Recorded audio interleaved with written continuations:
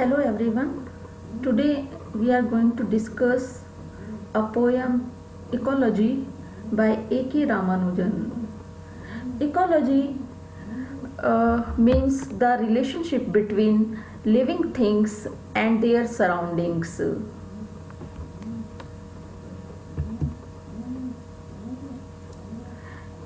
This poem is written by A.K. Ramanujan. Full name of A.K. Ramanujan is Attipate Krishnaswamy Ramanujan. His nickname was Raman. He was born on 16th March 1929 in Mysore and died on 13th July 1993 at the age of 64 in Chicago. He was an Indian playwright, folklorist, philologist, translator, and a bilingual poet who wrote both in English and Kannada. Even though he moved to the United States of America, his poetry is primarily based on his Indian experiences and sensibility. He constantly harks back to his memories of family, local places, images, beliefs, and history things that remind him of home. The volume of his poetry are the stridors, relations, selected poems, second sight, and collected poems. Now, introduction of the poem Ecology. The poem Ecology is taken from Ramanujan's third volume of poem Second Sight, which was published in 1986. Ecology is deeply rooted in the traditions of India to which the poet is intrinsically attached. The poem Ecology is about a son's devotion to her mother and her mother's devotion to ecology that creates a kind of conflict between the two. The poem shows how the mother would not like the typical champak trees to be cut even though they give her a severe migraine. The poet wants to cut the tree, but his mother stops him from doing so because of her religious and emotional sentiments for the tree. Now, the theme of the poem. The poem depicts eco-critical perspective. Here, the poet presents the conflict between anthropocentric view and biocentric view. The narrator upholds anthropocentric view while the mother upholds biocentric view.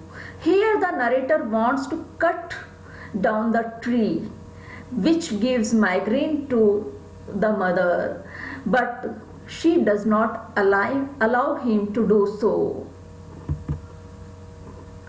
Now come to the text of the poem. First stanza. The day after the first rain, for years I would come home in a rage, for I could see from a mile away our three red champak trees had done it again. The poet says that every year on the day after the first rain of monsoon season, he returns home in anger. The reason of his anger is the red champak trees. He says that while returning home from a mile away, he could see the three red champak trees that were grown in his house, and these champak trees are the reason of his anger because they give a severe headache to her mother.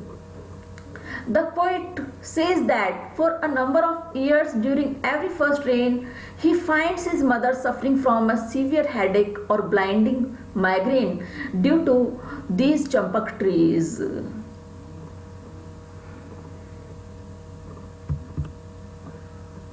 Second stanza. had burst into flower and given mother her first blinding migraine of the season. With their street long heavy hung yellow pollen fog of a fragrance no wind could shift. Explanation of stanza second. During the summer season, the red champak trees flowers bloom and gives her mother a severe and headache that almost blinds her. These red flowers releases yellow pollen grains in the air which according to the poet spread like clouds throughout the street or in other words throughout the area. The pollen grains remain suspended in the air and thus do not allow the wind to get pure. It remains filled with their fragrance.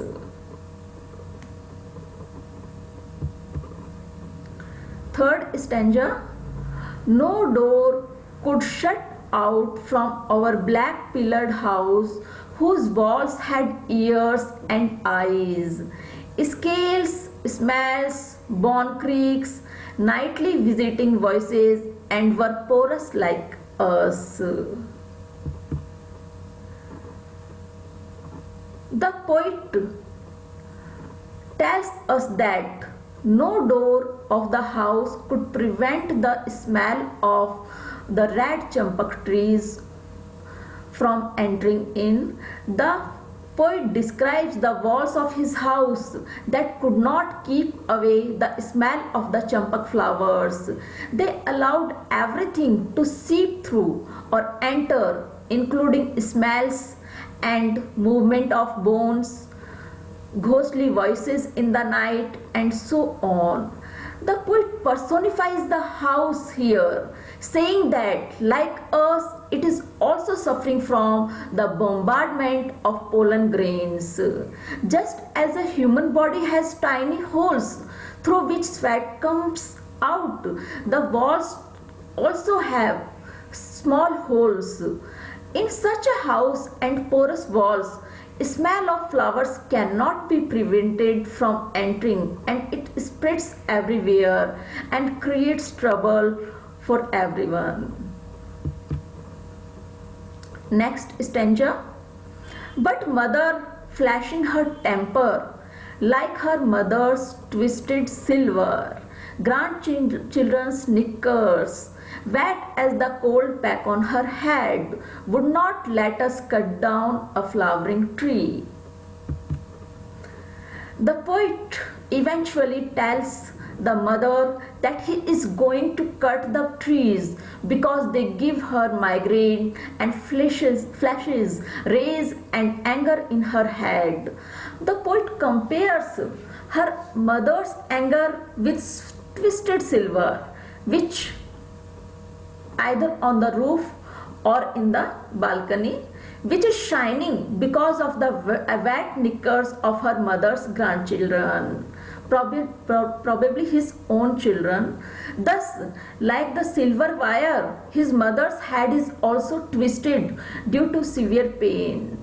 She never allows the poet to cut down the trees because it is a flowering tree and it is not fair to cut a flowering tree.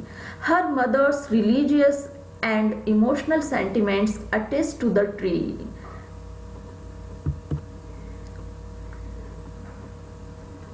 Last stanza.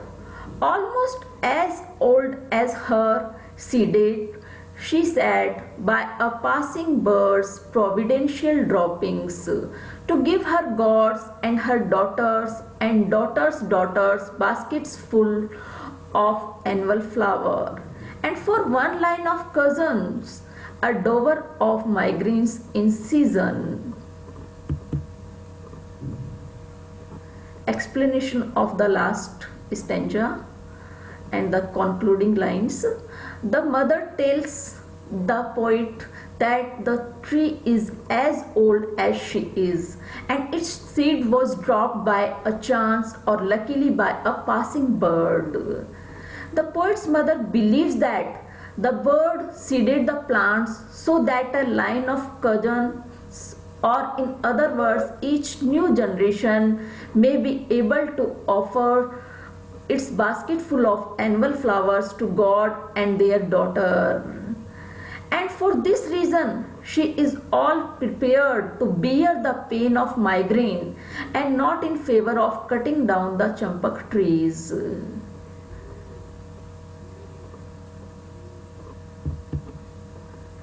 Thank you.